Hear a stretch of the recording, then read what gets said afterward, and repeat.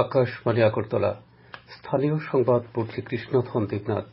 এখনকার বিশেষ খবর হল, প্রধানমন্ত্রী নরেন্দ্র মোদী তৃতীয়বার প্রধানমন্ত্রী হবার পর আজ প্রথম মন কি বাত অনুষ্ঠানে মত বিনিময় করলেন। নতুন 3টি ফৌজদারি আইন আগামীকাল থেকে সারা দেশে কার্যকর হচ্ছে। রাজ্যভিত্তিক সিনিয়র ক্রিকেটের এলিট গ্রুপের ফাইনালে উঠেছে মোহনপুর।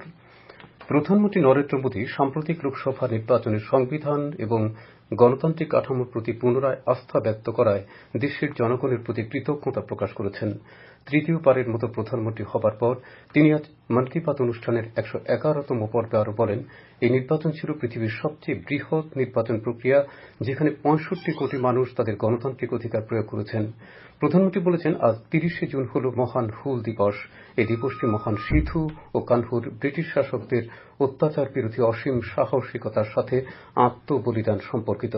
তাঁরা 1855 সালে ঝাড়খণ্ডের সাঁওতাল পরগনার হাজার হাজার সাঁওতাল জনগোষ্ঠীর মানুষকে অত্যাচারী বিদেশী শাসকদের বিরুদ্ধে জাগিয়ে তুলেছিলেন। বিশ্ব পরিবেশ দিবস উপলক্ষে গৃহীত এক পেড় মা কে নাম শীর্ষক কর্মসূচি রূপায়ণে সকলকে নিজের মায়ের নামে অথবা মায়ের সাথে অন্তত একটি গাছ লাগানোর আহ্বান জানান প্রধানমন্ত্রী। শ্রী মোদী বলেন, এই কর্মসূচির ফলে মানুষের সামনে তাঁর মায়ের প্রতি সম্মান প্রকাশের সুযোগ এসেছে। এছাড়া প্রধানমন্ত্রী আগামী মাসে অনুষ্ঠেয় প্যারিস অলিম্পিকে অংশগ্রহণকারী ভারতীয় খেলোয়াড়দের অভিনন্দন জানিয়েছেন। মুখ্যমন্ত্রী অধ্যাপক ডাক্তার মানিক সাহা বলেছেন, প্রধানমন্ত্রী নরেন্দ্র মোদীর মন কি বাত অনুষ্ঠানে ভারতের বিভিন্ন প্রান্তের জনগণের মনের কথাই উঠে আসছে। আজ বাধারঘাট বিজেপি মন্ডলের উদ্যোগে আয়োজিত প্রধানমন্ত্রীর মন কি বাত অনুষ্ঠানে অংশগ্রহণ করে তিনি একথা বলেন। তিনি বলেন, প্রধানমন্ত্রীর মন কি বাতে সবসময় অনন্য বিষয় তুলে ধরা হয়, সেখান থেকে আমরা অনেক জ্ঞান অর্জন করতে পারি। ফৌজদারি 3টি নতুন আইন, ভারতীয় ন্যায় সংহিতা, ভারতীয় নাগরিক সুরক্ষা সংহিতা এবং ভারতীয় সাক্ষ্য অধিনিয়ম আগামীকাল 1 জুলাই থেকে সারা দেশে কার্যকর হচ্ছে। নতুন এই আইনের লক্ষ্য হচ্ছে দেশের ফৌজদারি বিচার ব্যবস্থার আধুনিকীকরণ, বিচার প্রক্রিয়াকে ত্বরান্বিত করা এবং ক্ষতিগ্রস্তদের সুরক্ষা নিশ্চিত করা। এই 3টি নতুন আইনে নারী এবং শিশু সহ সকল স্তরের জনগণের বিরুদ্ধে সংগঠিত অপরাধ দূরীকরণকে অগ্রাধিকার দিয়ে ফৌজদারি বিচারের সংস্কার সাধন করা হয়েছে। 3টি নতুন আইন কার্যকর করার জন্য এখনো পর্যন্ত পুলিশ, স্বরাষ্ট্র আইন, স্বাস্থ্য ও পরিবার কল্যাণ, প্রসিকিউশন দপ্তর এবং স্টেট ফরেন্সিক সায়েন্স ল্যাবরেটরির 2347 জনকে প্রশিক্ষণ দেওয়া হয়েছে। কৈলাসহরের ভগিনী নিবেদিতা দ্বাদশ শ্রেণী বিদ্যালয় চত্বরে আজ থেকে শুরু হয়েছে 6 দিনের ষোড়শ কৈলাসহর বইমেলা। আজ বিকেলে এর আনুষ্ঠানিক উদ্বোধন করেন সমাজ কল্যাণ ও সমাজ শিক্ষা মন্ত্রী টিঙ্কু রায়। উদ্বোধনী অনুষ্ঠানে উপস্থিত ছিলেন ঊনকোটি জেলা পরিষদের সভাধিপতি অমলেন্দু দাস এবং জেলা শাসক দিলীপ কুমার চাকমা। বইমেলায় মোট 25টি বিপণন স্টল খোলা হয়েছে। আজ আগরতলার ভগৎ সিং যুব আবাসে স্টেট ইঞ্জিনিয়ার্স অ্যাসোসিয়েশনের উদ্যোগে রক্তদান শিবির এবং কৃতি সংবর্ধনা অনুষ্ঠানের আয়োজন করা হয়। অনুষ্ঠানের উদ্বোধন করেন মুখ্যমন্ত্রী অধ্যাপক ডাক্তার মানিক সাহা। শিবিরে মোট 31 জন রক্তদান করেছেন। এছাড়া অনুষ্ঠানে মাধ্যমিক ও উচ্চ মাধ্যমিকে কৃতি ছাত্রছাত্রীদের সংবর্ধনা দেওয়া হয়। আগামীকাল ডাক্তার বিধানচন্দ্র রায়ের জন্মদিন, জাতীয় চিকিৎসক দিবস। এই উপলক্ষে রাজ্যের চিকিৎসক সমাজ এবং রাজ্যবাসীকে শুভেচ্ছা জানিয়েছেন মুখ্যমন্ত্রী অধ্যাপক ডাক্তার মানিক সাহা। ডাক্তার বিধানচন্দ্র রায়ের জন্মবার্ষিকী উপলক্ষে বিধান শিশু উদ্যান এবং মেধা অন্বেষার যৌথ উদ্যোগে আজ মহারানী তুলসীবতী বালিকা বিদ্যালয়ে বসে আঁকো প্রতিযোগিতা অনুষ্ঠিত হয়। সিপিআইএম রাজ্য সম্পাদক ও বিরোধী দলনেতা জিতেন্দ্র চৌধুরী রাজ্যের নির্বাচন কমিশনারের কাছে লেখা এক চিঠিতে আসন্ন পঞ্চায়েত নির্বাচনকে সুষ্ঠু অবাধ করার জন্য প্রয়োজনীয় পদক্ষেপ গ্রহণের অনুরোধ জানিয়েছেন। শ্রী চৌধুরী বিভিন্ন সংবাদপত্রে প্রকাশিত একটি সংবাদের উল্লেখ করে অভিযোগ করেছেন, ধর্মনগর এলাকায় শাসক দলীয় এক ব্যক্তির নেতৃত্বে কয়েকটি গাড়ি নিয়ে বিভিন্ন গ্রামে মাইকযোগে বিরোধী দলের প্রতি হুমকি দেওয়া হচ্ছে যেন পঞ্চায়েত নির্বাচনে প্রতিদ্বন্দ্বিতা না করা হয়। শ্রী চৌধুরী অভিযুক্ত ব্যক্তির বিরুদ্ধে যথাযথ ব্যবস্থা গ্রহণ এবং এই কাজে ব্যবহৃত গাড়িগুলোকে বাজেয়াপ্ত করার দাবি জানিয়েছেন। ত্রিপুরা শিশু সুরক্ষা অধিকার কমিশনের উদ্যোগে এবং স্বাস্থ্য দপ্তরের সহযোগিতায় আজ কৈলাসহরের রাংরুং চা বাগান মাধ্যমিক বিদ্যালয় চত্বরে এক স্বাস্থ্য শিবির অনুষ্ঠিত হয়।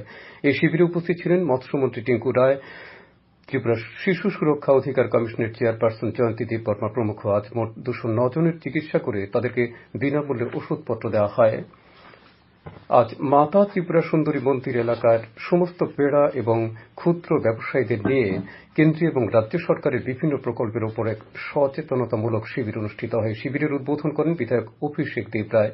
এই শিবিরে সহজ শর্তে ঋণের মাধ্যমে সমস্ত ব্যবসায়ীদের সার্বিকভাবে স্বাবলম্বী করে তোলার বিষয়ে আলোচনা করেন পাঞ্জাব ন্যাশনাল ব্যাংকের আগরতলার সার্কেল অফিসার। আজ উদয়পুরে অল ত্রিপুরা সমগ্র শিক্ষা মিনিস্টেরিয়াল স্টাফের রাজ্যভিত্তিক সম্মেলন অনুষ্ঠিত হয়। চারাগাছ রোপণের মাধ্যমে সম্মেলনের সূচনা করেন বিধায়ক অভিষেক দেবরায়। এই সম্মেলনে রাজ্যের বিভিন্ন প্রান্ত থেকে মোট ৩৩০ জন প্রতিনিধি অংশগ্রহণ করে। শিক্ষা, স্বাস্থ্য ও কর্মসংস্থানে দুর্নীতি বন্ধ করা, সরকারি স্কুল বন্ধ করার বিরুদ্ধে এবং সুষ্ঠু পঞ্চায়েত নির্বাচনের দাবিতে আজ উদয়পুরে এবং বিলোনিয়ার মতাই এবং রতনপুর বাজারে মিছিল ও সভার আয়োজন করে সিপিআইএম। এই কর্মসূচিতে উপস্থিত ছিলেন বিধায়ক দীপঙ্কর সেন, প্রাক্তন মন্ত্রী রতন ভৌমিক সহ সিপিআইএম এর অন্যান্য নেতৃবৃন্দ। আগরতলার প্রতাপগড় ইংলিশ মিডিয়াম স্কুলে আজ এক অনুষ্ঠানের মধ্য দিয়ে মাধ্যমিক ও উচ্চ মাধ্যমিক উত্তীর্ণ ৬১ জন ছাত্রছাত্রীকে সংবর্ধনা দেওয়া হয়। এছাড়া স্কুল চত্বরে বৃক্ষরোপণ করা হয়। অনুষ্ঠানে উপস্থিত ছিলেন বিধায়ক ভগবান চন্দ্র দাস, বিজেপি রাজ্য সভাপতি রাজীব ভট্টাচার্য প্রমুখ। প্রধানমন্ত্রী নরেন্দ্র মোদী আজ ভার্চুয়াল পদ্ধতিতে প্রাক্তন উপরাষ্ট্রপতি এম ভেঙ্কাইয়া নাইডুর জীবন ও কর্ম নিয়ে ৩টি বইয়ের আনুষ্ঠানিক প্রকাশ করেন। তাঁর ৭৫তম জন্মতিথির প্রাক মুহূর্তে এই উপলক্ষে প্রধানমন্ত্রী বলেন, এই বইগুলো জনগণের কাছে প্রেরণার উৎস হয়ে থাকবে। সেনাবাহিনীর প্রধান জেনারেল মনোজ পান্ডে আজ তার পদ থেকে অবসর নিয়েছেন। দীর্ঘ ৪ দশকের বেশি সময় ধরে তিনি সেনাবাহিনীর কাজে আত্মনিয়োগ করে গেছেন। ত্রিপুরা স্পোর্টস জার্নালিস্ট ক্লাবের বার্ষিক সাধারণ সভা আজ অনুষ্ঠিত হয়। আগরতলা প্রেস ক্লাবের কনফারেন্স হলে অনুষ্ঠিত সভায় সচিবের বার্ষিক প্রতিবেদন এবং আয় ব্যয়ের হিসেব আলোচনার পর গৃহীত হয়েছে। পরে ২ বছরের জন্য নতুন পরিচালন কমিটি গঠিত হয়। এতে সভাপতি হিসেবে সরোজ চক্রবর্তী এবং সম্পাদক হিসেবে অনির্বাণ দেব নির্বাচিত হয়েছেন। রাজ্যভিত্তিক সিনিয়র ক্রিকেটের এলিট গ্রুপের ফাইনালে উঠেছে মোহনপুর। আজ ধর্মনগরের কলেজ স্টেডিয়ামে অনুষ্ঠিত আসরের প্রথম সেমিফাইনালে মোহনপুর ৪১ রানে শান্তির বাজারকে পরাজিত করে। আগামী ২রা জুলাই দ্বিতীয় সেমিফাইনালে সদর খেলবে উদয়পুরের বিরুদ্ধে। ঘরোয়া তৃতীয় ডিভিশন লীগ ফুটবল প্রতিযোগিতার ২টি খেলায় আজ জম্পুইজলা প্লে সেন্টার এবং কেশব সংঘ জয়লাভ করেছে।